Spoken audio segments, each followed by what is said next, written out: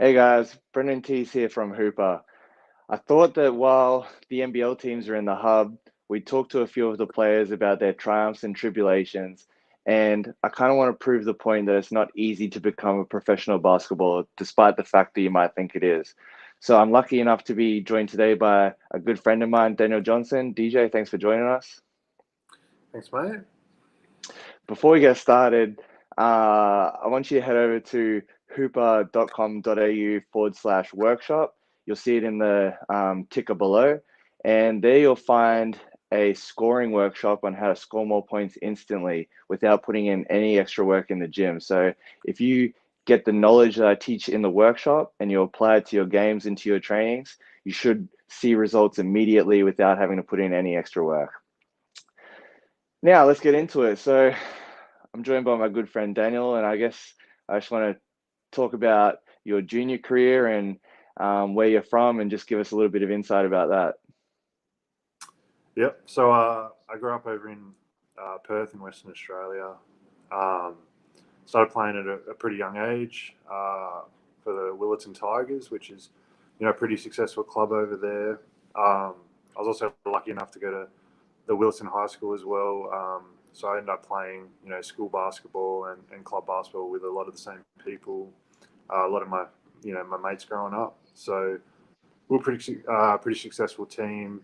Won under 14 club nationals, and then a lot of those guys from that team went on to play, state for WA, and we ended up winning the under 16 state as well. So yeah, we're a pretty successful group. Great group of guys that I'm still friends with a few of them to this day. So yeah, I was pretty lucky from that point of view. So you mentioned to me before, and I had no idea, that at the end of your junior career, you suffered a bad ankle injury. So do you want to tell us a little bit about that one? Yeah, so at 18's nationals, I reckon the first game of the tournament, I went up for a dunk and got tunneled a bit and ended up landing on my ankle and breaking it. So I ended up being out for 3 to 4 months with that. So yeah, like we were saying, it was probably the first bit of adversity I went through with my basketball, and you think the world's over because you've broken your ankle, and it was around the time that the guys were starting to get offers to go to the Institute of Sport, and back in those days it was the be all and end all. If you didn't go there, you kind of felt like you weren't going to make it as a basketball player. So yeah, it was a difficult time, but luckily for me, I had some really good people around me that kind of calmed me down, gave me some perspective, and just said, "Don't worry about it. Like, just get it right. You'll be sweet as." And just went on from there to go to the Institute of Sport. And once you got to the Institute of Sport, how was that experience? Do you think that kind of boosted the rest of your career? Did you learn some things there, or what was that experience like? Oh, I think you just get put into this professional environment. A lot of the athletes over there are the adult athletes that are know what it is to be a professional. For basketball, as you go in there as 17, 16-year-old kids, and you learn pretty fast that it's what it takes to kind of make it at the next level. And I struggled with it at the start. I thought basketball was just about having fun and hanging out with your mates and stuff, and you learn pretty quick the extra work you got to put in, and the way you got to handle your body and your diet and all those little things that add up. So it was a good learning experience. Difficult at the start, but I'm really happy I got the opportunity to go there. Yeah, and from there you went over to Pepperdine University. Things didn't go the way that you planned. Do you want to tell us about that experience? Yeah, so I went over to college. Pretty excited about it all, and we started off really well. We started, 5 first-year players. It was a bit of a political thing when I was there. A lot of the guys knew each other from high school, and we had a really good coach, but it just got too much for him, and he ended up calling it quits halfway through the season. As a result of that, I went from playing a lot and getting a lot of opportunities to not getting much at all with the assistant coach stepping in. So I decided it was my time to kind of call it quits. I'd kind of got everything I wanted out of it, and it was time to go back to Australia and kind of see if I could have a crack at playing in the NBL. And coming out of college, did you have many offers to play professional basketball in the NBL or anything like that? So I think I had a couple. I was really lucky when I first got back that Melbourne Tigers showed some really good interest in me and made me a pretty good offer to go over there and kind of play, Big V was what they were playing in at the time. A lot of their guys were playing that off-season league and developing, under the head coach, Al West over there, as well as in the NBL. So I got offered like a 2-year deal to go over and play in both leagues over there. And really happy I went over there and did that. And I guess the reason I want to talk to you guys while we're over here in the hub is I just want to highlight that it's not always roses playing professional basketball. You go through some hard times, and probably a difficult time for you and for anyone, because I've been in the same position as you, is being a development player for a club. And you signed at the Melbourne Tigers, am I right, as a development player? Yeah, so initially it was my first year I was going to be a development player and then move into the full roster in my second year. So, I think I went over there and just, kind of worked my tail off. There's a lot of really quality guys on that team, so I was happy to learn off them. But I was fortunate enough that the coaches saw something in me, and halfway through that first year, they decided I'd play half the games in the full roster. So, yeah, it was a good opportunity. Now, it's very interesting. The more people I talk to, I notice that there's one break. They get one break in their career, or they get a couple of breaks in their career that really elevate them to the next level.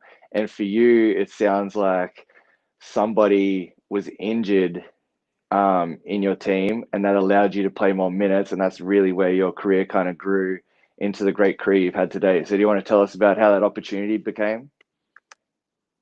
Yeah, I mean, I was pretty lucky. I got 2 opportunities really at it. The first being when I was in Melbourne. I think at the start of my second year, Chris Anstey got injured. I had to have hip surgery. So I went from DP my first year to being able to start probably half the games in the first of that second year. So I was also lucky I got to play with a really good point guard in Julius Hodge that kind of got double teamed on every play, and I was just sitting under the ring getting layups all day. So I was just really, really lucky to be in a good situation there. And Al was really good to me. He had a lot of faith in me and let me play and develop. So I was really fortunate with that. Obviously, with Chris coming back, he's got those minutes back, and obviously deservingly, he was a very good player. But I got to kind of experience what it was like to play big minutes in the NBL from a young age. So I was very lucky. And then when I went over to Adelaide, I think in my first year again, I probably wasn't getting a huge amount of minutes. But then Adam Ballinger hurt his ankle, missed the last 3 games of the season. That's when I really took my chance properly and put up some big numbers and really, cemented my spot as a starter in the NBL. And what was your attitude like during those times when you weren't getting minutes? Were you kind of just like, oh, well, this is where I am? Or did you knuckle down and work hard, do extras and stuff like that? Or how did you go about dealing with that kind of adversity? I think when I first got in the NBL, I was a bit starstruck and didn't feel like I belonged really. I was, at that stage where I was like, I don't think I'm ever going to be as good as these guys. Like, they're just on a different level. But then when I got to Adelaide, I was actually pretty confident. I actually went to Adelaide because I knew Marty Clark was the coach and he was going to really push me to work hard every day. And I really made sure I put in the work and was the first one there, last one leaving, that kind of stuff, and just changed the way I approached everything. So I think that second time I got the chance to step in, I was really confident and felt like I belonged a bit more. Yeah, I think that's a great lesson for anybody out there. And in my opinion, I truly believe in creating your own luck. And if you're ready to take on those opportunities that arise, they don't happen all that often. But if you step in and you're ready to take those opportunities, then that can really, um, I guess, catapult your career and get you started on the right foot. So great lesson to learn there. Now let's go to your overseas experience. So you've played a few seasons in overseas places. Is there any ones that you enjoyed more than others? I mean, yeah, they've all been different and enjoyable for different reasons. I think the first couple of seasons I played overseas, I played over in Puerto Rico, and I kind of really learned about basketball as a business. Mm-hmm. Especially playing as an import, you learn it's pretty cutthroat. if you're not producing, they'll get rid of you pretty quick and bring someone else in. And that was just a good lesson to learn that, it's about giving that consistent effort every single night, not having a night off. And, the whole getting paid if you don't perform thing is a new thing as well that, locals in the NBL probably don't know about. But, just that whole aspect of it. Obviously very fortunate to travel and see the world through basketball. And I feel like you get to really experience stuff when you're living in a place. You're not really in the touristy areas. You kind of, get to see the culture properly. I've had, countless stories of good and bad from playing overseas, but I think it toughens you up and, helps you to adjust and give you perspective. When things are going bad, you're like, oh, well, it's still not as bad as that one time I was there and doing that. So I think it definitely makes you a stronger person and player from it. Now, last thing before we finish, I had a junior basketballer get in contact with me the other day, and he was asking, I think he said he was 6'8" and under 14s or something, so already got some good potential there, but he was asking how to become a better scorer from the big man position. And I went to you straight away, and you had some interesting things to say. So you just want to add in your 2 cents and let everyone out there know what your opinion is on how to become a better scorer from the big position.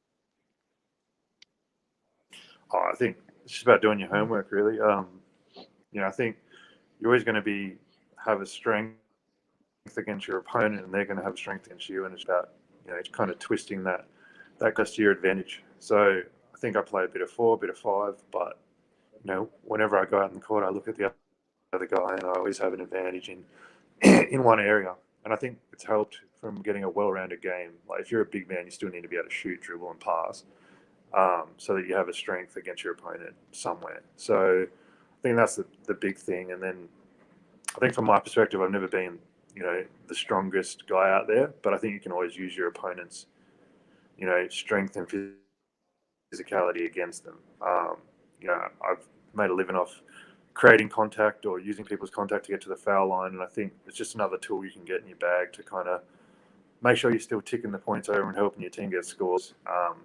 And then obviously you're getting the other big who's probably one of their better players in foul trouble as well, and then if they go sit on the bench, that's helping your team out as well. So that's why I've always approached it. Just figure out your advantage and really make sure the game's heading in that direction.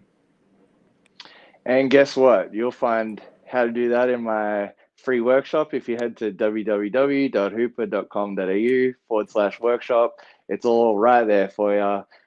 It's a 22-minute video, and all you got to do is watch it, and I'm sure you'll get something out of it. So head over there.